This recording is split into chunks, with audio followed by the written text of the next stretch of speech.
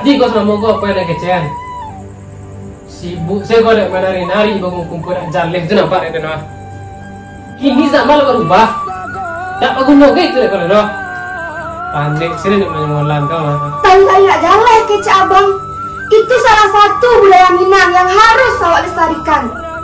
Sialai kalau bukan awak sebagai muda-mudi ranah Minang kok yang akan menarikan budaya awak. Semenjak orang tua awak indah ado, abang sampai bergantung di indah surangnya. Tapi kalau abang tidak mendukung, tidak baado.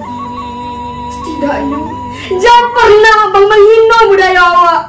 Indah bertekad sebagai gadis Minang, berasal dari Minang dan punya darah Minang.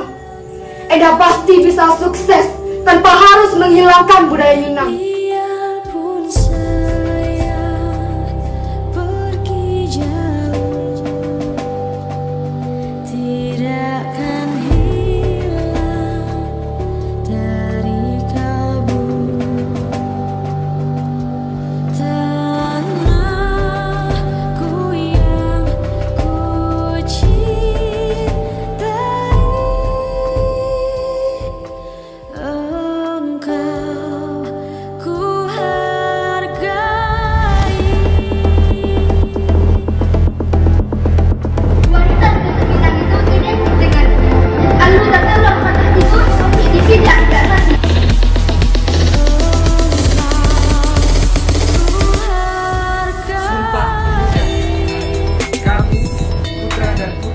Malu dan Selamoko.